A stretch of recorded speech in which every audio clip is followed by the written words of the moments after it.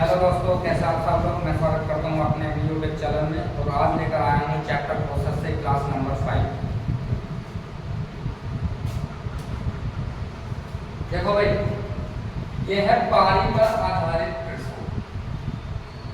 पारी पर आधारित प्रश्न क्या होता है इसमें?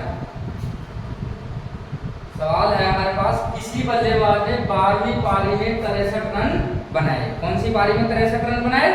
12वीं पारी में, जिससे उसके रन के औसत में 2 रन की क्या हो गई? वृद्धि हो गई। इसका मतलब उसकी 11वीं पारी में तो औसत रन की संख्या क्या थी? कम थी। तो हम उससे पहले वाली पारी में जाते हैं। हमेशा क्या करते हैं? हम उससे पहले वाली पारी में जाते हैं। तो उससे 12 से पहले वाली पारी कौन सी होगी? 11वीं। तो 11 गुना 2 तो यानी कि 22। तो पहले तो कमी थी, तो 22 की कमी कर दो। 63 माइनस के 22, तो कितना बचा हमारे पास? 3 में से 2 गया 1 और 6 में से 2 गया 4, यानी कि उसका जो औसत रन था वो था 41।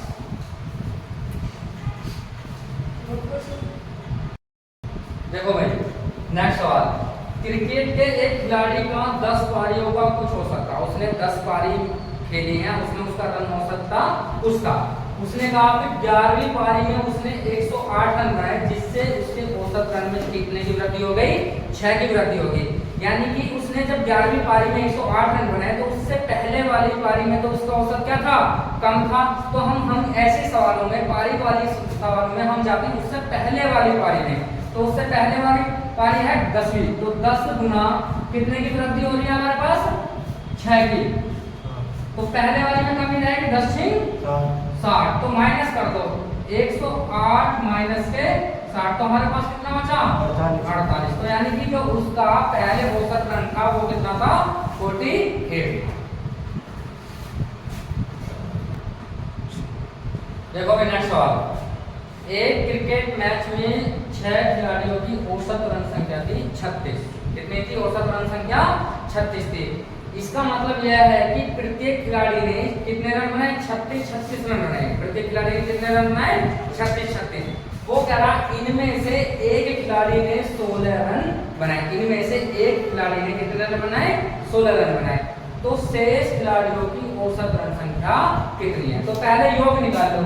तो 6 खिलाड़ियों का योग, 6 खिलाड़ियों का योग, तो 6 खिलाड़ियों का योग कितना हो जाएगा? हमारे पास 36 गुना 6, तो 6 से 36 को 6 का 2 के 3, 6 से 18 और 3 कितने हो जाएंगे? 216। अब ये कह रहा इनमें से एक खिलाड़ी ने कितने रन बनाए? 16 रन बनाए। तो इस खिलाड़ी का 16 रन निकाल दो, बचे कितने हमारे पास? 200 रन। अब ये इन रनों को पूछ रहा है शेष खिलाड़ी शेष कितने हमारे पास? 5, क्योंकि एक खिलाड़ी को तो निकल रहा, एक खिलाड़ी का रन तो निकल, खिलाड़ी कितने बचे? 5। तो अब 200 को 5 से डिवाइड कर दो, तो 5 चौक 20, तो यानी कि हमारा औसत रन संख्या कितनी है? 40। शेष खिलाड़ियों की जो औसत रन संख्या वो कितनी है? 40।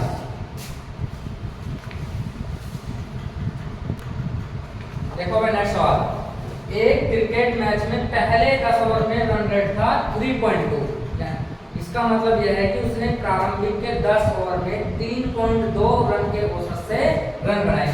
टोटल रन थे 282। तो पहले 10 ओवर में रन निकालो। पहले 10 ओवर में रन, तो पहले 10 ओवर में रन कितने हैं? 3.2 गुना 10, 10 दूनी 20, 0 2 बचे, 10 के 30 और 2 32, 320 का मतलब कितना होगा? 32 रन बनाए उसने। पहले 10 ओवर में कितने रन बनाए उसने? 32। टोटल रन बनाने थे कितने हमें? 282। टोटल रन कितने थे हमारे पास? टोटल जो रन थे वो थे हमारे पास 282। इन 282 में से पहले 10 ओवर के रन निकाल दो। पहले 10 ओवर के रन निकाल दो, तो अब रन कितने बचे हमारे पास? जो बचे वो बचे 250। ये 250 जो रन है ये कितने ओवर में बनाने हैं हमें? शेष कितने हैं? 50 ओवर का मैच होता है, तो शेष 40 ओवर में कितना हो सकता है? 10 ओवर का तो निकाल लिया हमने 32। टोटल था हमारे पास 282। तो 282 में पहले 10 ओवर का निकाल के हमारे पास बचे अब 250। ये 250 ओवर में कितने ओवर में बनाने हैं? 40 ओवर में बनाने हैं। तो औसत पूछा, तो 40 से 6 डिवाइड कर दो, 4 6 24, 6.4 एक बचा, 4 दूनी 8, 4 पंजे 20, तो 6.25। देखो नेक्स्ट सवाल, एक दिवसीय क्रिकेट टीम के 7 बल्लेबाजों ने 310 रन बनाए। पूरी टीम में बल्लेबाज थे 7, उन 7 ने रन कितने बनाए हैं? 310 रन बनाए हैं। जबकि कप्तान ने अपने रन शेष 6 अन्य बल्लेबाजों से 30 रन अधिक बनाए। कितने रन बनाए? 30 रन अधिक बनाए। तब कप्तान द्वारा बनाए गए रनों की संख्या। तो कप्तान ने जो रन बनाए हैं उनको पूरे रन में से लेस कर दो, 310 माइनस के 30, ये बचा हमारे पास 280। कप्तान के अधिकतम हमने रन निकाल दिए। अब ये 280 रन शेष कितने बल्लेबाजों ने बनाए हैं? 7 बल्लेबाजों ने। 7 चौक 28, तो सभी बल्लेबाजों का औसत कितना आ रहा? 40 आ रहा। लेकिन कप्तान ने 30 रन और अधिक बनाए, ये 30 ने इसमें क्या कर दो, आप ऐड कर दो, तो 40 30 कितने हो जाएंगे हमारे पास? 70 रन हो जाएंगे। कप्तान द्वारा बनाए गए रन कितने हो जाएंगे? 70 हो जाएंगे। ठीक है, देखो नेक्स्ट सवाल, एक कार तथा जीप तथा ट्रैक्टर की गति के बीच जो रेशो दिया है, इन्होंने रेशो दिया है 3:5:2, अनुपात जो दिया है 3:5:2 का दिया है। फिर उसने बोला जीप की जो गति है ट्रैक्टर की गति का कितना है? 250%। तो ट्रैक्टर की गति जब निकालेंगे जब हमें जीप की गति पता हो। फिर उसने कह दिया जो 12 घंटे में 360 किलोमीटर दूरी करता है। ये जो शब्द आता है, ये जो शब्द आता पास वाले के लिए, इसके नियर में कौन है? ट्रैक्टर। तो ट्रैक्टर की गति निकाल लो। ट्रैक्टर की जो गति हो जाएगी हमारे पास 360 किलोमीटर दूरी है, 12 घंटे में तय करता है, क्योंकि किलोमीटर 4 क्या हो जाएगी हमारे पास? दूरी बटे समय, तो गति निकल जाएगी 12×3 = 36। ट्रैक्टर की गति होगी 30 किलोमीटर प्रति घंटा। ट्रैक्टर की गति कितनी होगी? 30 किलोमीटर प्रति घंटा। अब यहाँ से जीप की गति निकाल लो। जब हम जीप की गति निकालेंगे तो उस पर 250% है, तो 250 गुना 30/100, 30 गुना 250/100, तो हमारे पास 2 जीरो से 2 जीरो, तो जीप की आ गई हमारे पास 75 किलोमीटर प्रति घंटा।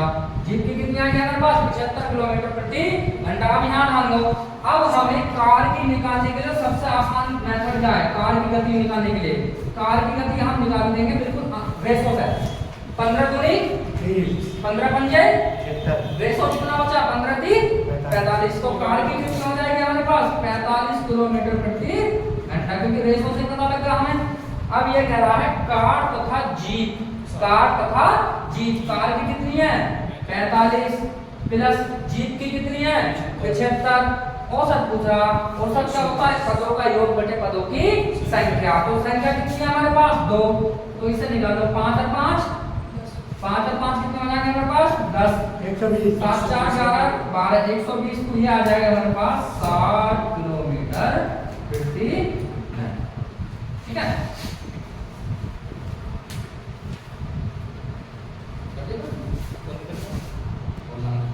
देखो नेक्स्ट सवाल, एक क्रिकेट टीम के 2 खिलाड़ियों की आयु, क्रिकेट टीम के 2 जो खिलाड़ी हैं उनकी जो एज है, एक की तो है 18 वर्ष, एक की है 20 वर्ष। तो उसने कहा उनके स्थान पर, मतलब वो 2 खिलाड़ी तो गए, उनके स्थान पर आए हैं 2 नए खिलाड़ी। नए खिलाड़ियों की औसत आयु में क्या होगी? 2 माह की वृद्धि हो गई। तो इसका अर्थ यह है कि जो नए खिलाड़ी आए हैं वो एज ज्यादा के होंगे, जब तो वृद्धि हुई। तो नए खिलाड़ियों की आयु निकालो, तो खिलाड़ी कितने हैं हमारे पास? तो पूरे क्रिकेट टीम में 11, तो 11 दूनी 22, यानी कि हमारे पास जो हुआ 22 माह की वृद्धि हुई। कितने की हुई? 22 माह की वृद्धि हुई। 2 खिलाड़ियों की एज कितनी है हमारे पास? जो एज है हमारे पास 2 खिलाड़ी की वो है हमारे पास 18 प्लस के 20, इसका मतलब वो है 38 वर्ष के। कितने हैं? 38 वर्ष के। अब औसत पूछ रहा, तो हमारे पास टोटल कितना होगा? 38 वर्ष, तो ये होगा 38 वर्ष प्लस 22 माह, 38 वर्ष प्लस 22 माह।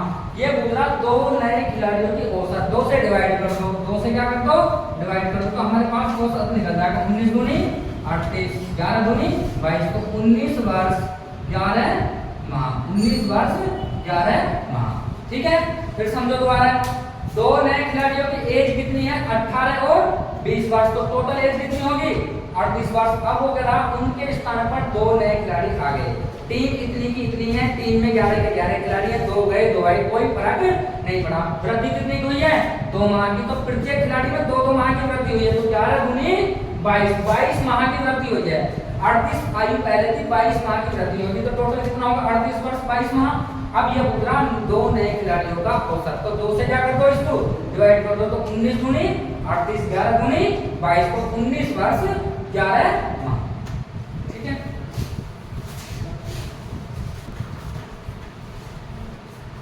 देखो भाई नेक्स्ट सवाल वो ये उसी टाइप का है।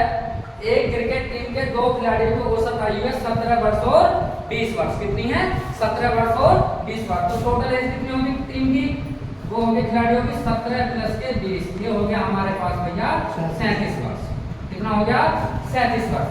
अब वो कह रहा उनके स्थान पर दो नए खिलाड़ी लेने पर, दो नए खिलाड़ी लेने पर औसत माह में कितने की कमी हो गई 2 माह की। खिलाड़ी हुई है 11 के 11, तो 2 माह की कमी होगी, तो 2 माह की खिलाड़ियों की कमी निकाल लो, 11 गुनी 22, इसका मतलब है 22 माह की कमी होगी। अब 37 वर्ष में से अगर मैं 22 माह में लेस कर दूं तो मेरे पास बचेंगे 35 वर्ष 2 माह। कितने बचेंगे 35 वर्ष 2 माह, 35 वर्ष 2 माह।